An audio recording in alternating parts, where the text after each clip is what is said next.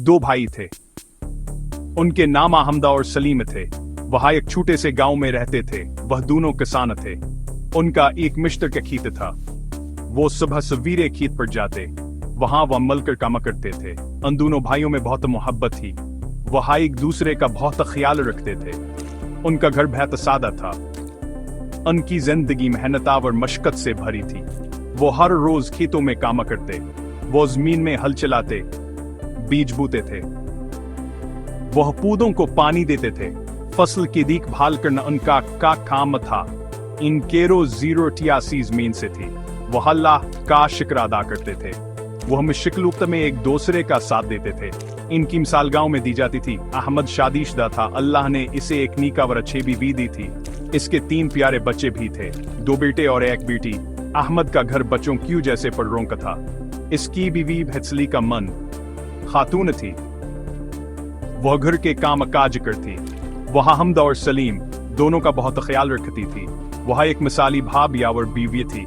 अहमद अपनी छोटी सी और प्यारी दुनिया में बहुत खुश था। वह अपने बच्चों से बेहद प्यार करता था। वह उनके लिए दिन रात मेहनत करता था।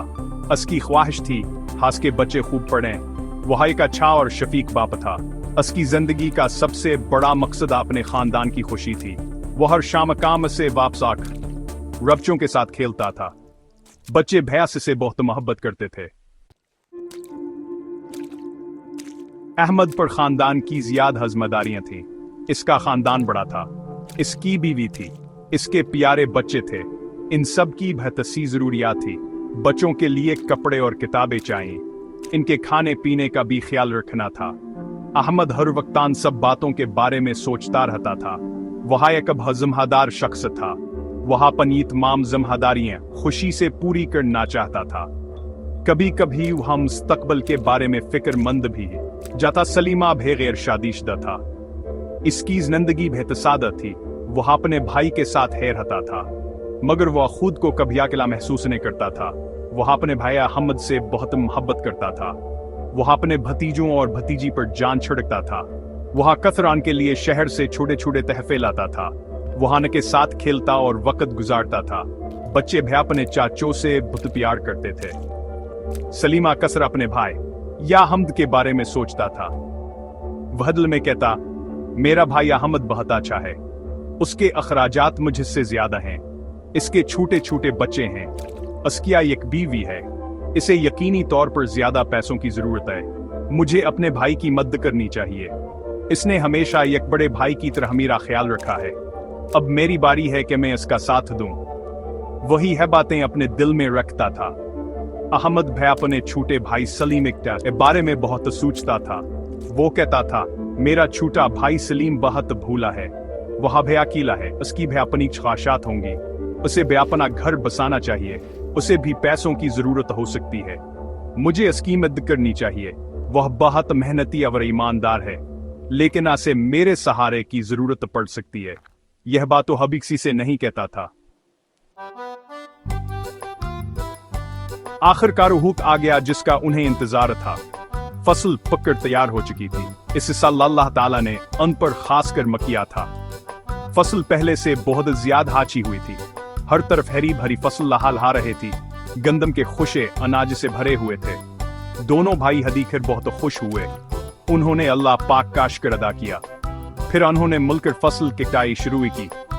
उन्होंने दिन रात एक करके काम किया। जब सारी फसल कट गई तो उन्होंने सारा अनाज एक जगह इकट्ठा किया। फिर उन्होंने इसे बिल्कुल बराबर 2 हिस्सों में तकसीम किया। अहमद ने अपना हिस्सा लिया और अपने गोदाम में रख दिया।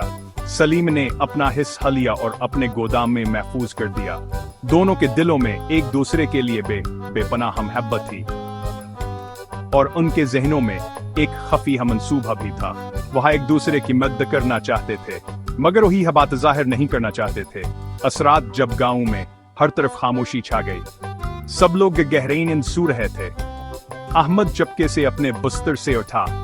इसने अपने अनाज के जखीरे से कुछ बोरियां निकाले। वहां भारी बोरियों को उठाकर सलीम के गोदाम की तरफ चल पड़ा।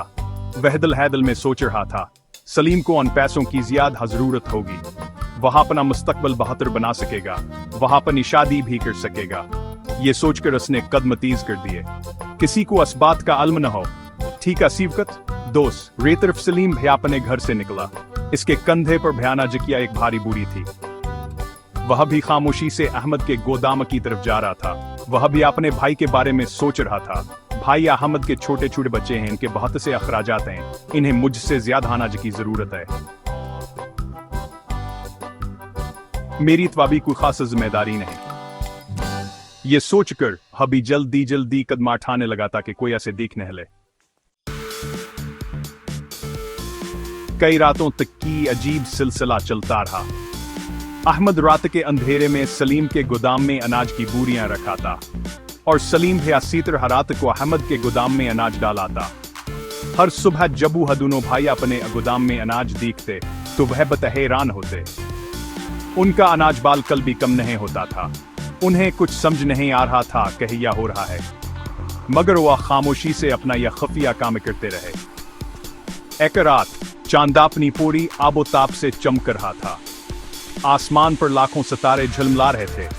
अहमद ने मामूल के मुताबिकाना जकिया एक बोरिया उठाई। वहां से लेकर सलीम के गोदाम की तरफ रवाना हुआ। इस युकत सलीम ने भयाना जकिया एक बोरिया अपने कंधे पर रखी। वह भी अहमद के गोदाम की तरफ चल पड़ा था। दोनों भाई अपने अपने नीक ख्यालों में गम थे। वहां एक दूसरे के संबल से बिल्कुल बेखबर थे। अचानक गांव के बाहर वाले रास्ते पर दोनों भाई आमने सामने आ गए। उन्होंने एक दूसरे को देखा। उन दोनों के कंधों पर अनाज की भारी बोरियां थीं।